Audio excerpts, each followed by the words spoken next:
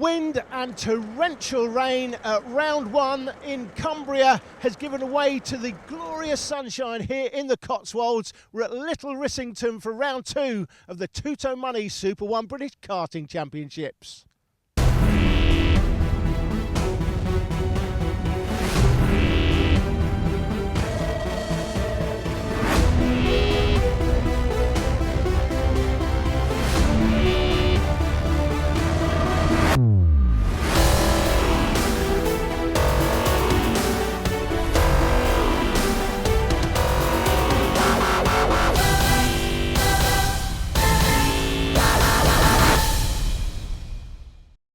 Rotax 177 is back this year in a shortened three-round championship, and earlier I spoke to the British Open champion.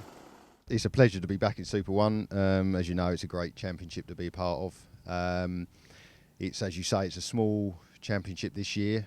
We've worked hard to sort of get the numbers in, the interest for the 177s this year, in a view to sort of promoting it a bit more for next year. But yeah, I mean, it was great to win the O Plate and obviously the world final ticket that is up for grabs for this season's Super 1.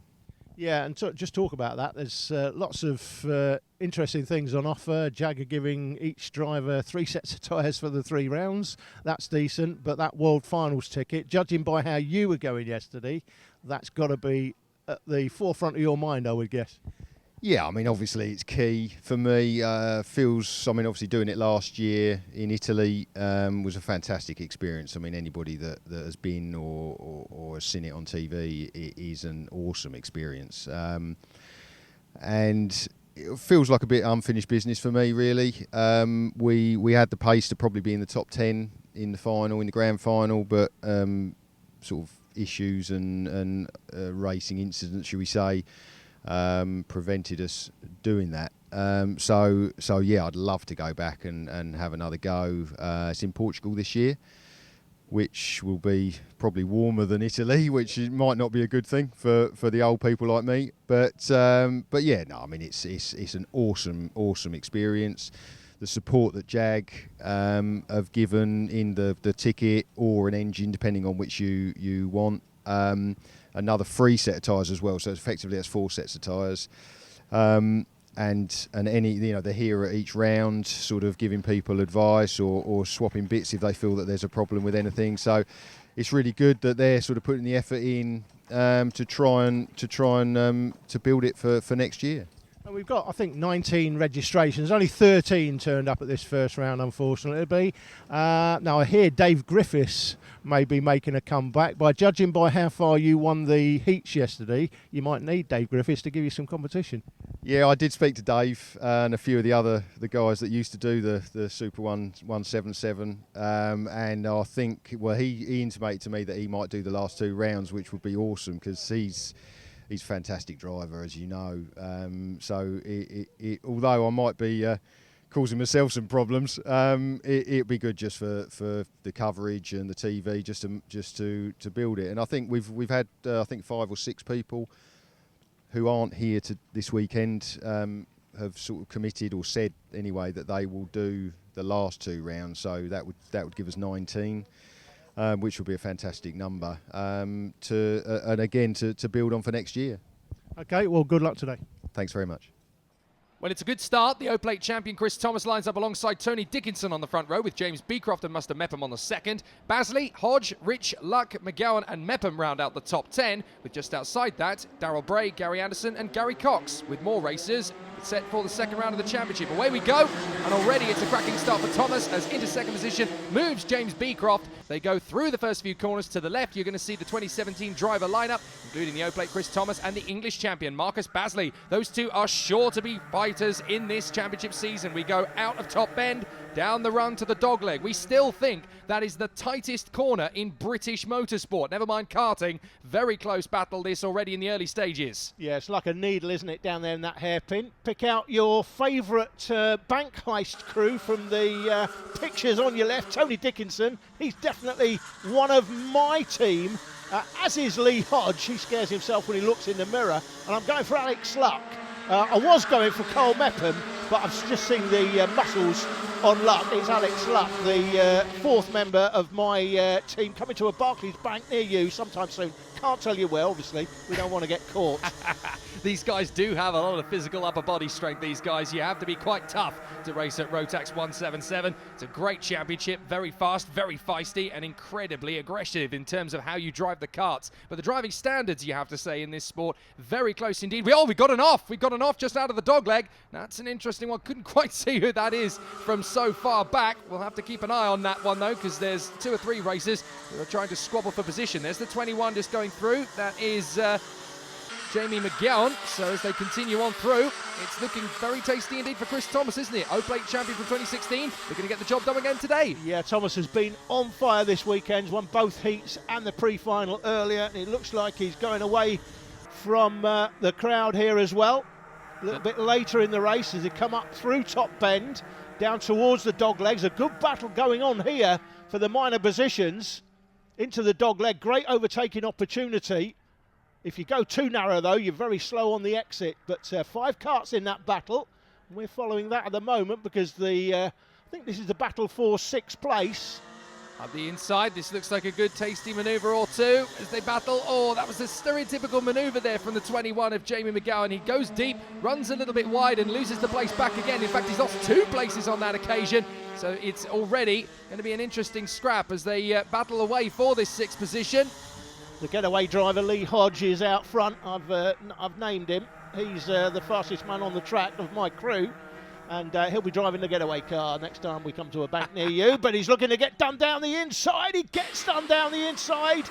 And the 19 makes the move. It's Alex Luck, the other member of my crew. He's going through the getaway car now. Well, Gary Cox is looming very large behind. Yes, they're good scrap between these two as they continue to trade positions. Gary Cox looking to get himself in there, though. The 14 looking very ominous there in 9th position as he tries to move himself up. Interestingly, out front, it's still Chris Thomas with the E-plate holder. Marcus Basley now up to 2nd position, I believe. But this battle for 6th position is where it's at. It is an absolute dogfight at the moment as they go through the loop up towards Top Bend. But it's still these two scrapping away for 6th position. And as they continue to squabble, look, the 3 in pursuit start to tighten up. So any one of these 5 drivers could end up being the man who gets that 6th position. Yeah, it is for 6th place. Great battle on the track.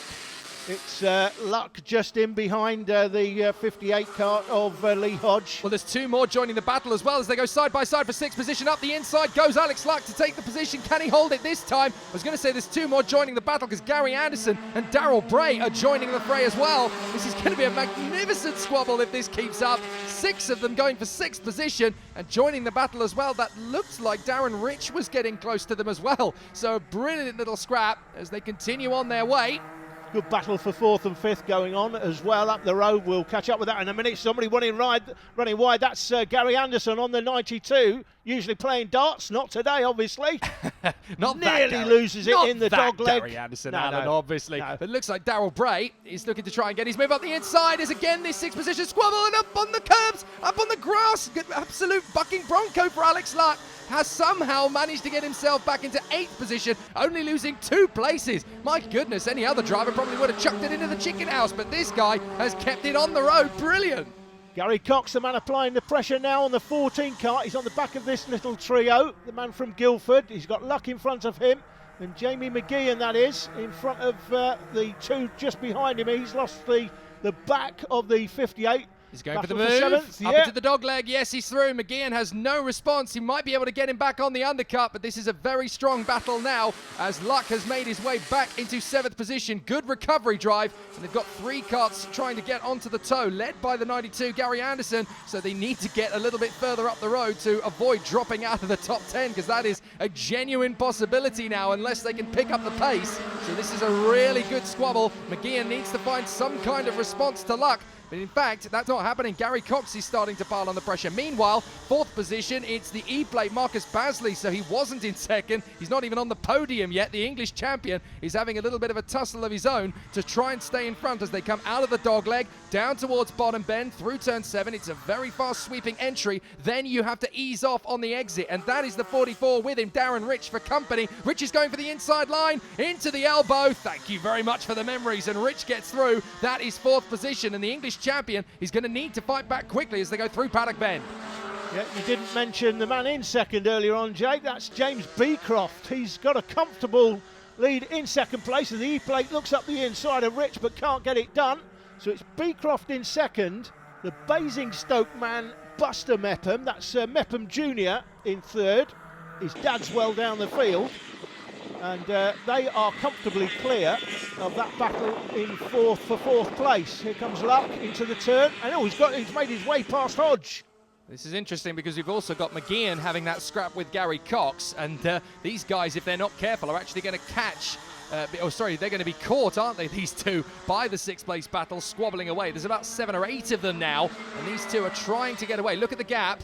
It's still big, but if these guys continue to work together, especially this battle now for 8th position, led by McGeehan, then Cox, then the 92 of Anderson, and then just in the battle now is the 66. That's Carl Mepham. There is Mepham Senior. Yeah, Darren Rich has got a little bit of a gap over the E-plate though, Basley.